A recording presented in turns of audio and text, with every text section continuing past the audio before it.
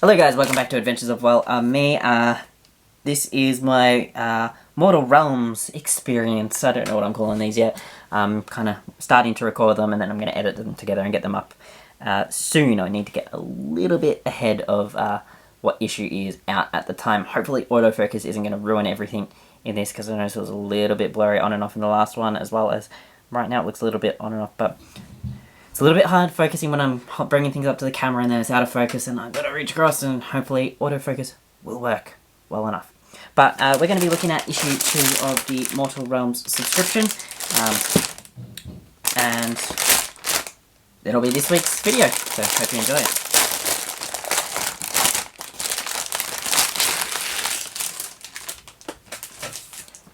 So in the last issue, there were quite a lot of extra bits and pieces that came with it. This one is just the magazine here, and of course it shows you the next 2 issues as well on the back, which is nice.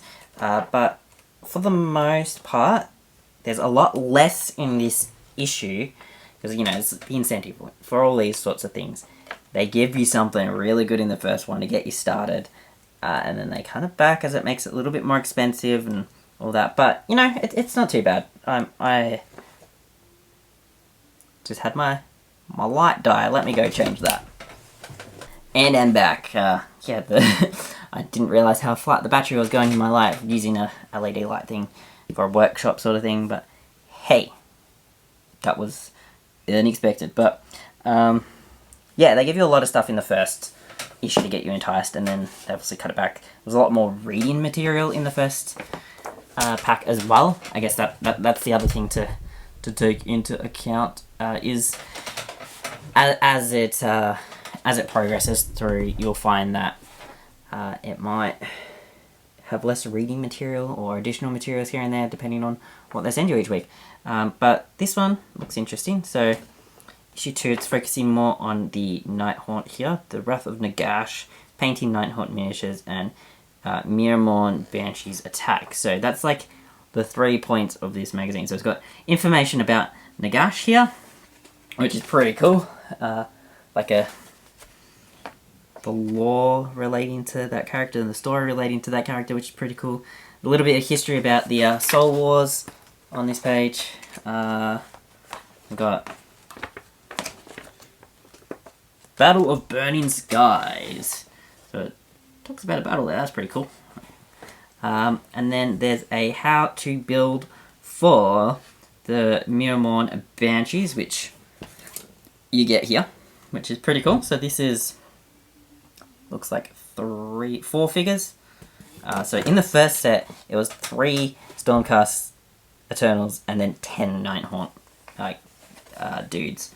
Night Wraiths, Chain Wraiths, or whatever they were. So this one is, there's only 4 to build. A little bit more to each part, maybe. Let's have a look. It's still mainly 2 or 3 parts, and they're still push fit models, so it's interesting. And then the part in here that's the additional material compared to what was in the first one is that you get this part here, which talks about the painting. It's like a paint guide on how to paint the Nighthaunt characters here, the Banshees, the Wraith, and that. Particularly just mainly using Korok's White. At least on this one. So it's literally, because it... okay, I've worked it out. So on this one, you're literally just looking at painting it with white. So you get Korok's White here. So this is the paint that comes in it.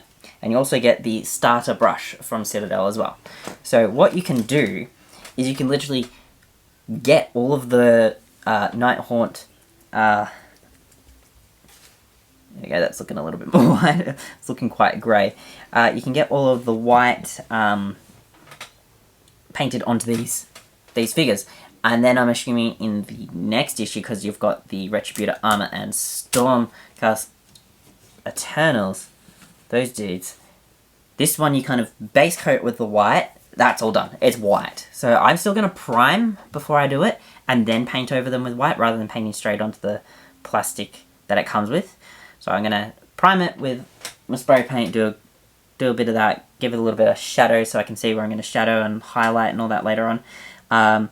Paint them with the white base coat, and then when we get paints later on, we can then actually look at further in the process. But this is literally looking at applying 3 coats of white to make them like really white, and then you've got that there. So it says, always allow your models to dry before checking them over one last time. If you notice any areas of bare plastic or any parts you haven't quite painted properly, now is a good time to go back and apply more paint. And then it says, when you've checked over them, take a look at the chain rafts as well.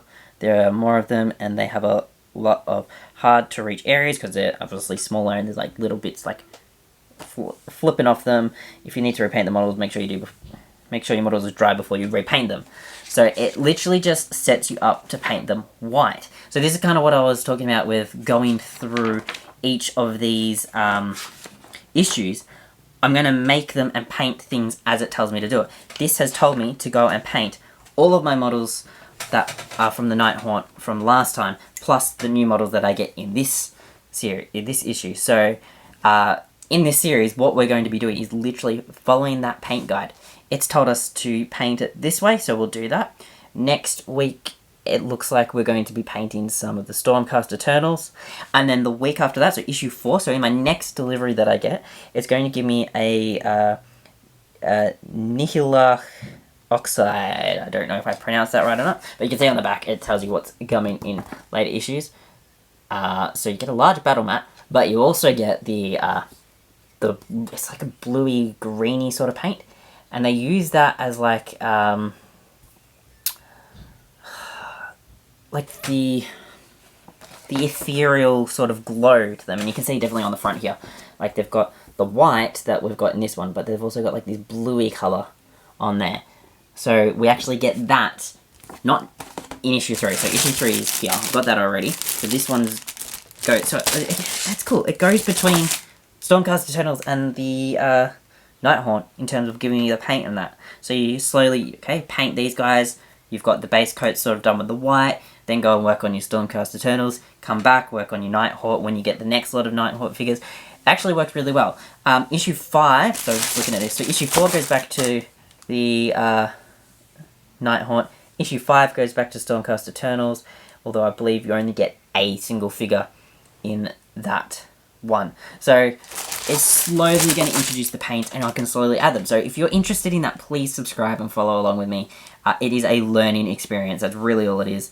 I've got a couple of the figures that I had from previous video that I've done, and we can paint those maybe all the way through with other paints that I've already got from my little D&D stuff back here. But for the most part, I'm like really excited to get the Citadel paints. I think what I'm going to enjoy more about this, let me just open this up and have a look.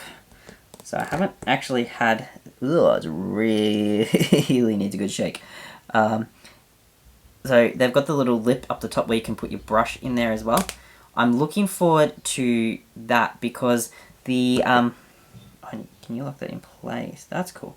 Because the D&D ones I've got are just the little bottles. And as good as it is to be able to pour that onto like a wet palette, I often pour way too much. But I've got Lawful White here, so it would be cool to compare what Lawful White looks compared to the Koroks White, because these are both base paints. And then as we get other things, it'll be good to see like how they kind of translate to colours that I've already got. So I don't have a gold. I've got like silver metals and like a bronzy metal, but not like this deep goldy bronze there. It's like a rusty bronze. So I'm just trying to shake this up because I want to be able to use it in a video very soon. But you can see I was going to show you starting to mix up now. So if you do get these, they will require quite a bit of mixing because it has come a little bit gluggy. I guess that's just to do with travel and all that. I'm going to have to give it a decent shake, and that makes a terrible sound. But yeah, that's slowly breaking up. So when you receive it, it probably will be a little bit gluggy. But I'd say that's for a lot of Citadel paints as they're sitting around and all that. definitely shake them up, get it really nice and mixed up before you paint. I'm going to sit that one back here for now. And yeah, I'm going to just change the cameras around. We're going to build these models.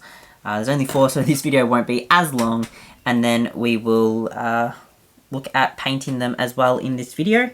So building won't take as long. Painting will take a little bit longer, but I'm going to rush through showing you that because I'm literally just painting it all white. So the base coat of white. I'm going to just time lapse that really fast. But hope you enjoy this video, and I'll catch in with you before I sign off at the end.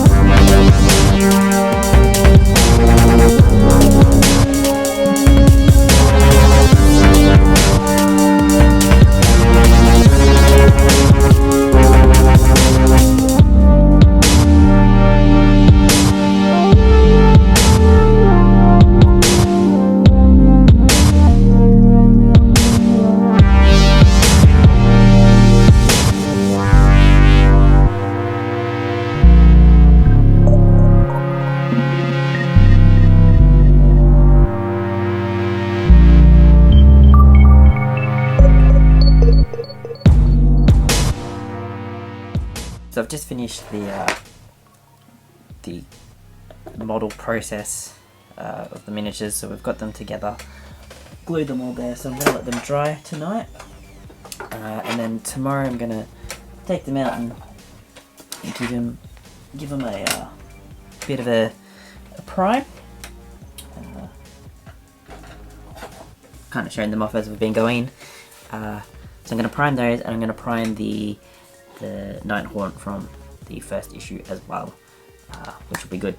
And then get to painting them. So I've had a look at the paint guide, and it's talks about just painting them white. So looking forward to getting that done. But yes, that will be tomorrow's job. Yeah. So I've done a base coat with spray paint onto all of these Nighthaunt here. And what I'm going to be doing is just going it over with the Corex White again. So I sprayed these yesterday, so they're all dry, ready to go. Shaking this up, because there's like little bits that still have like grey flecks on it and all that. So I'm just getting it nice and white, as it says in the Mortal Realms book. So I guess it's kind of doing a little bit of a cheat if you go ahead with the base with a spray paint first for prime. But hey, watering this down just a little bit because it's still quite thick.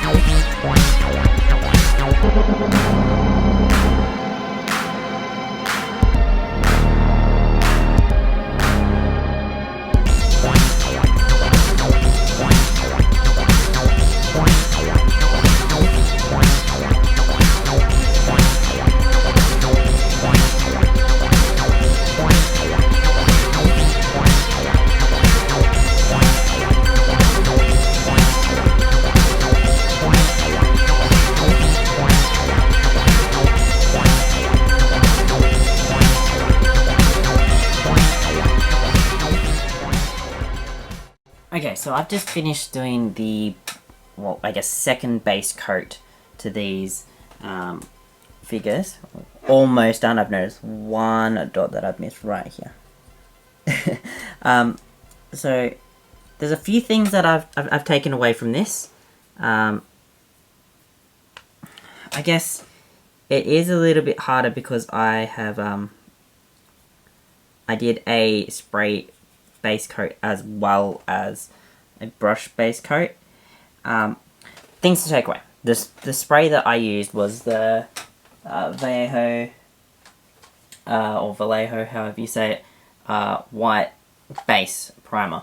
This is a lot brighter and a lot whiter than the Corax white that came in this from Citadel.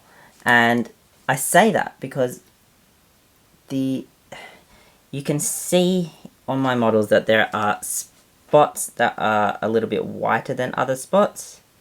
I mean, it might look like it's just because it's diluted more in certain spots, but I noticed straight away, painting straight on top of that white, it was a different white coming through. I mean, for these models, I don't think that's going to be a problem because they are ghostly, so that I'm thinking I can get away with some spots looking like slightly different saturation of white and brightness of white, because I was kind of thinking I'll do that anyway. But if I'm thinking more of along the lines of another model that I'm painting, it would come up looking quite different if I was just to use the brush paint compared to if I was using it with the spray as well. It's in the pictures, it looks a lot brighter with the white that they've used. So, and I know that they're saying that they've done 3 coats, but mine, like, even when I mixed it on the palette, it didn't come out looking the same white as that's in these pictures. It might just be that I need to put a 3rd coat on compared to what I've already done, because I sprayed over it twice and then did this coat. So it might just be that there's the mix of the white coming through. So that's my first thing, and I'll take that as a fault on my own self, because I wanted to spray and test spray painting, because I have never done that before. So that's something that I take away from that. The second thing that I kind of would take away from this is, like, they don't really go over how to set up a paint palette properly. Yeah, I don't know, but I'm just finding that this white is not looking as white as I expect white to be. It's coming through almost like this grey, like it's got metallic in it, which it doesn't. Like, that's the thing. I'm not sure why that is. Like, why exactly that's the case. This paint was a lot more solid when I got it compared to looking at the one that came in issue 3, which I have opened at this point but haven't started painting with. So I'm not 100% sure. I am going to touch up the models again, probably before I go ahead and paint any further colours on them in the future. But that, I guess that's my main takeaway. But I am going to use the white to my advantage and kind of splodge different patterns through them and highlight it with the other colours as it comes through. I almost wonder if there is another white that they're going to be sending through in this set, or maybe it also has like a highlighty colour that you can put on it. I don't know, it just took me back a little bit when I was looking at them and going, oh, it's more grey than white compared to what I'm seeing. And you'd think that I've got a really bright white base coat and I put another white over the top, it shouldn't dull down as much as it has. I don't know, it could just be me. But the second lot that I painted have come up a little bit more even with the painting, even though I kind of sped through it a lot more on these ones. They're still greyish, but they've got less splotchiness compared to that first batch that I did. Yeah, it's odd. I'm not sure. That's something that I'd have to work out. Second thing to take away from this, spray painting as a base coat is definitely much faster and more appealing in the fact that you can get into areas that are hard with the brush. So airbrushing or spray painting is probably a good idea if you're not comfortable trying to push into areas with the brush. And also on that point, particular models just have these spots where you can, if it's not like top down, you can see the pegs where they clip together in the model. That's a little bit disappointing looking at that going, oh cool, I've got this really cool model. And then if you get down on, level with the table, all of a sudden you see this massive peg. So you kind of have to hide that in your painting style, I guess, as you're going through. I do have a couple of mold lines that I didn't get rid of that have come through, and some spots where it just didn't glue together too well look a little bit funny. In particular, I can see it on this model here. I could not get this one into place, and I thought I did when I glued it, but it kind of came apart afterwards. You won't be able to see it properly in the camera, I don't think, just because of how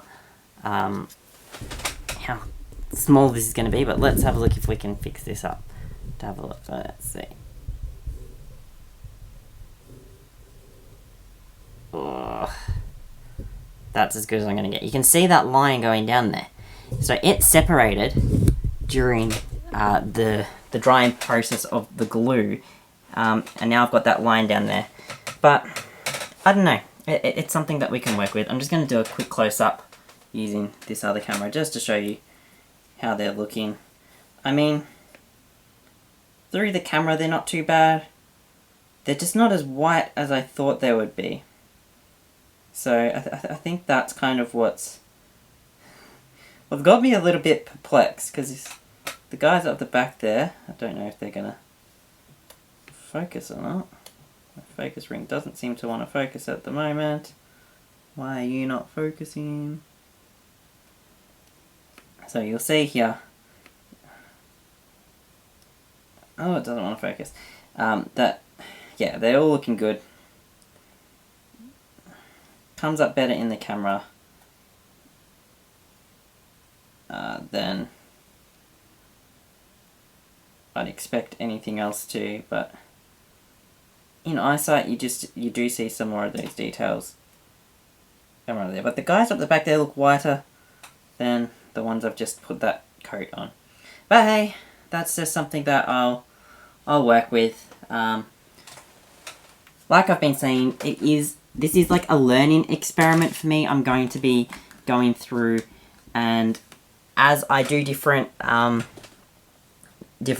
I'm going to learn from this and learn how I'm going to paint it differently in the end, I guess. But that's the first painting aspect that's come from these magazines. So in the next one, I have to paint other models gold as a base. So I've just gone over them with a grey prime, and then I'm going to go over with a base coat of the goldy colour, the bronzy colour as well. So hopefully they will come out a lot better, because I'm not competing with like a white on white. I'm going for a brand new colour. I'm going to test, so I've primed the ones that I've already built. The ones that I haven't built yet, I'm not going to prime these ones beforehand because it doesn't say to prime them in the magazine. And I want to compare how the two look afterwards and go from there. Because maybe that's my fault. Maybe I shouldn't have spray primed them at all. Who knows? Anyway, that's it for the second issue of the Mortal Realms. I hope you enjoyed that. Like I said, in the next week's sort of video, we'll be going through and looking at the models, building them and painting the ones that I've got so far with the gold. Now, I do have that extra model that came from the Getting Started kit, which is this dude here with the staff. So we'll also be painting him as well. So we'll have an extra one in our kit that we're going to be going through. I'll see how I feel and how I go after doing the gold ones. I might feel a lot different having done that compared to like what I've already done with the white, just because it's using a different color. So we'll see how that goes. I don't know. Anyway, hope you enjoyed the video. If you did, please hit that like button. I'm still learning how to do all this miniature stuff. I'm still learning about my camera setup and how I want to go about that. But I'm having fun. I'm looking forward to learning about the game a bit more and trying some different techniques as we go. But yeah, have a great day and hit the like button, subscribe, and I'll catch you next time.